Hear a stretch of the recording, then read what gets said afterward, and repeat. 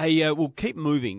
David Noble, who's also been very generous with his time and information on Trade Radio throughout this, has joined us today again, and we thank you again, David. We've taken up a bit of your time over the past 3 weeks, and we do appreciate it. Today we've got you on because James Podsiadly, you've managed to secure him officially as a Crow.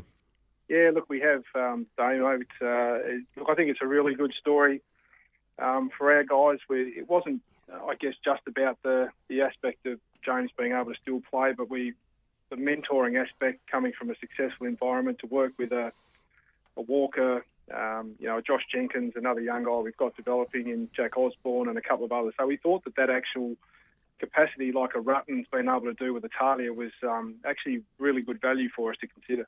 Well, and he is such a good football person too, David. I mean, that's one thing that anyone that's ever had any time with him, I had a summer with him down at the Tigers, he's just a really good, solid person. You know, obviously got that strength and conditioning background as well, so he ticks most boxes.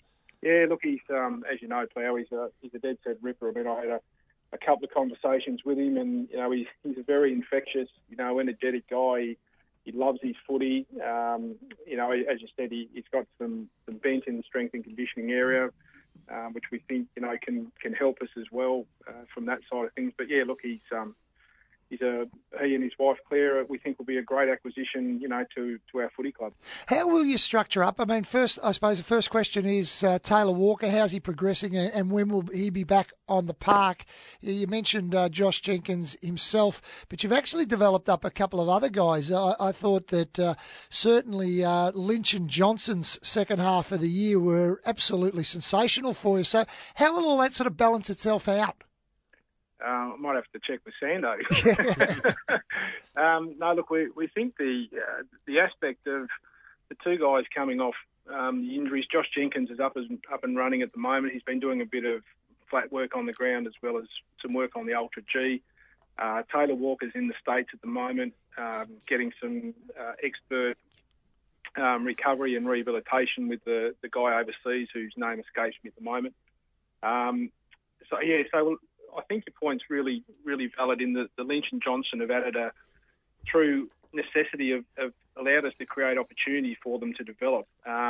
We think that, James could possibly fit into that end with either Walker, Jenkins, or a mix of either or Jenkins, Walker, and one of the other guys. I mean, Tommy Lynch has got a very strong tank. We know that he could probably play a bit higher up the ground in that high half forward role. Yep. The other consideration that we actually quite liked was James, we reckon, could actually go back. Yeah. We really liked that aspect. He did all his pre-season last year was through the back end, and we quite liked the games that we reviewed once we had him on our radar of the back end release that he could play. He could play as that +1 type of player. It might even allow us to experiment a bit with Italia now going forward as well. So we think it actually adds a new, fresh dimension to our tools. Yeah, nice problem to have, isn't it? Particularly, I've always thought that Johnson and Lynch are pretty good below their knees anyway. So, I mean, that sort of opens that up. Well, the one thing I'd be interested, where does Bernie Vince sit in things now? You've got this one deal locked over. There's obviously a bit been going on at the Melbourne Footy Club today. Yeah. Do you know where that's all going to fall? No, we don't. I mean, obviously Melbourne have to wait and see now what happens with, as we all do and have been for a week, with the loading in of the compo picks. Yep. So, look, I mean, it's with the Bernie's overseas. We've just, I guess, stayed in contact with Justin in regards to where that, is rolling along, and hopefully by the time all those picks get loaded in, today, we'll have a better scope, I think, over the weekend, or where that's going to roll out for us. It's a little bit of an unknown, but we're still hopeful that something might come to fruition. For both parties. When you say come to fruition, to keep him or trade him?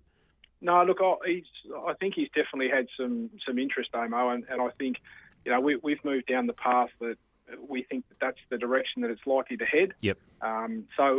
We don't think that it's going to be one that all of a sudden, if it doesn't come to fruition with a Melbourne or whatever, we still think there's some, as we're led to believe, some interested parties in there. Sure. Hey, just one more. Jared Pollock nominated Port Adelaide, as we know, a couple of days ago. We also noticed and read what you said, that you weren't going to give up as a club on still trying to get him. Is that hope still real and alive? Yeah, look, we think it is. I mean, until the actual, you know what it's like, until the ink's dry on the line, it sometimes can tend to fall over. Yep. Yeah. There's still two parties that have to negotiate a deal, and we're probably the bystander at the moment that can sort of sit back and see how it unfolds. Yeah. I don't like the pre-season draft aspect of our trading period, but, if a deal can't be done and he flicks through to there, well, then, we have first selection in there. So Sure. Look, that's probably the hope. You would think that now that Jared selected Port as his chosen club, that they would get a deal together. But if it all falls over, we're still hopeful that we might be able to just get him for nothing. Yep, that's the way the system allows you to operate if that indeed does go down that path. Anything else do we expect from a Crows perspective before trade finishes this time next week? Look, I don't think so. I think what we've just tried to do, Damo, is keep a fairly open mind, because we've had to a bit with the lack of first and second round picks. So we don't expect anything else to really come to fruition. We've bedded down, we think, what we've needed to with the bets and the Podsiaddy one. We think fits okay. We'll wait and see what happens with Bernie, and from there we just might end up with one second round pick to go to the draft with. Yeah, sure. Hey, David, as always, really appreciate your time. We know you're trying to get some of these deals transacted, and we appreciate you updating our listeners on what you are up to. Pleasure. Thanks, Damo. Thanks, Dale.